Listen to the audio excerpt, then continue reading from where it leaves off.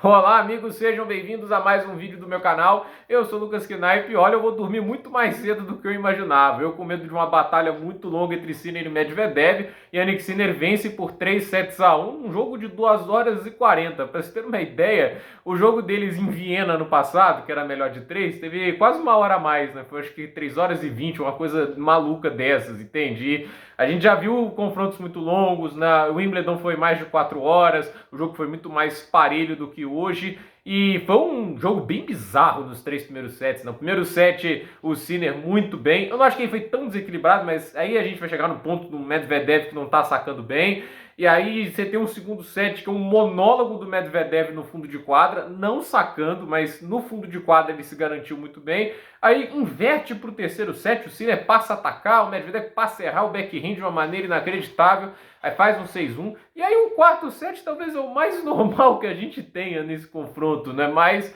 acabou sendo ali um 6-4 por Jannik Sinner. O Medvedev perdeu suas oportunidades também, teve chances de quebra, não conseguiu capitalizar e no game seguinte foi punido, né? E assim, é um jogo que eu acho que tende a proporcionar muito qualidade em termos de trocação de pontos no fundo de quadra, pela maneira que o Medvedev joga, que acaba incomodando mais o Sinner do que outros atletas, mas por outro lado é um cara que incomoda o Medvedev na maneira de ser muito agressivo, de cortar o tempo de reação.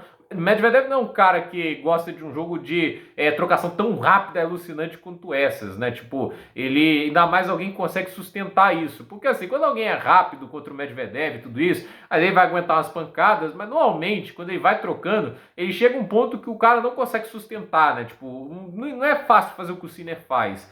E no final ele tá num nível muito alto, né, de troca de fundo de quadra, ele não tem mais ansiedade de antes, ele erra muito menos, né, você para pensar o que o Sinner era, até mesmo no início do ano passado, você pega o jogo em Roterdã, ele até começa bem, mas a partir do segundo set, né, entre os dois, ele não tem a paciência necessária, não aguenta a trocação com o Medvedev, isso mudou, é a questão da evolução, o Sinner evoluiu muitos aspectos do jogo dele, trouxe também aquele aspecto do voleio, então assim, ele trouxe coisas que transformaram o jogo dele em algo muito mais completo, competitivo, e o Medvedev tenta, né? Eu acho que ele melhorou muito no fundo de quadra, na questão assim do forehand dele, muito mais controlado. Antes ele estourava muito mais o forehand. Eu acho que ele vem usando cada vez mais o backhand na paralela, e são backhands lindíssimos que ele fez no jogo de hoje, mas a questão é que o saque mandou para trás, né? Eu acho que assim, o Medvedev, por exemplo, vou nem pegar o 2021, que é sacanagem, mas pega 22, aquela final do Australian Open que ele perde contra o Nadal, ele teve 27 aces e 3 duplas faltas, né? O Medvedev nunca foi uma máquina alucinante de dupla faltas assim. Ele começou a partir do segundo semestre de 2022, quando ele começa a perder lá aquele momento, né? Aquela final do Nadal realmente machucou bastante ele, mas assim, depois que ele assume o número 1, ele tem aquela queda, e aí ele começa a cometer muito mais duplas faltas, mas não era uma coisa tão comum quanto é hoje, né? Hoje até que ele nem cometeu tantas duplas faltas, ele tentou jogar o jogo no fundo de quadra, mas é aquele negócio, né? O primeiro saque dele não tá machucando como machucava antes, né?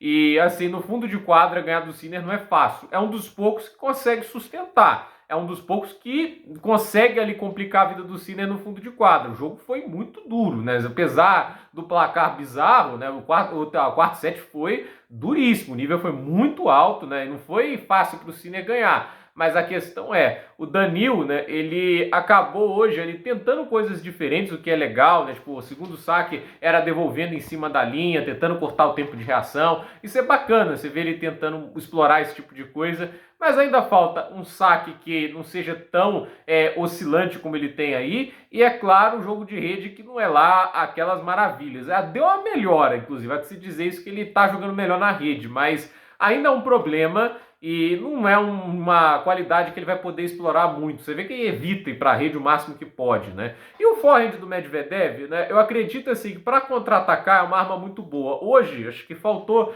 muito um golpe que ele, por exemplo, fez com maestria nos 2 primeiros sets do Australian Open e também contra o Alcaraz ano passado, que é o forehand na cruzada. Esse tapa de forehand na cruzada fez falta hoje, porque toda vez que o Sinner ia para paralela, ele conseguia dar esse contra-ataque na cruzada. É um golpe que já teve mais afiado, né? Quando ele tá fazendo esse golpe bem, ele se torna intragável no fundo de quadra, né? Mas hoje entrou menos do que a gente estava acostumado E assim, né, foi um jogo que o Sinner teve os ânimos calmos, né, tipo, levou um 6-1 na cabeça, mas voltou pro terceiro set como se nada tivesse acontecido, né, e assim, né, oscila menos o Sinner, por isso que ele é número um, né, tipo, o Alcaraz tem 2 títulos de Grand Slam? Tem, assim, o cara realmente é um fenômeno, mas ele oscila mais, né? Tipo, ele cai muito mais cedo em vários torneios, né? Tipo, o Sinner não tem uma eliminação precoce esse ano, pelo menos não me recordo, né? Tipo, o cara tá sempre indo longe, tipo, quartas de final parece o pior resultado do Sinner. E isso é uma demonstração do quanto que ele consegue manter regularidade e consistência no jogo dele. E o jogo de hoje é uma demonstração do cara que oscila pouco, que vem sentindo cada vez menos os momentos difíceis e aí consegue essas vitórias, né? E eu acho que assim, é uma partida para o Sinner mostrar a força dele, vai enfrentar um Draper na próxima rodada, que é um tenista que vem jogando muito bem, mas obviamente o Draper não enfrentou nada como o Sinner até agora no torneio, né? Isso também tem que ser dito, né? E assim, a vitória é fantástica. E o Medvedev, assim, eu acho que ele não precisa sair de cabeça baixa do jogo, mas eu acho que ele precisa focar na questão ali do saque, né? Eu acho que essa questão do saque, para mim, tá chamando muita atenção, né? Porque o Medvedev já foi muito mais confiável nesse aspecto, ele foi quebrado muitas vezes hoje. Ele não era um cara que era fácil de ser quebrado antes, por isso que me chama muita atenção a maneira que tem acontecido, né? No fundo de quadra, foi um dos jogos mais equilibrados que o Sinner teve que enfrentar em muito tempo, né? Poucos conseguem sustentar no fundo igual o Medvedev fez, né? Mas a questão é que para mim a diferença foi muito no saque. O Sinner sustentou o saque dele muito melhor na partida, enquanto o Daniil, ele oscilava demais, né? Então à toa, o Daniil só foi quebrar o saque do Sinner no segundo set. De resto, teve chances, teve janelas que não aproveitou. Nesse quarto set aí, faltou aproveitar naquele game do...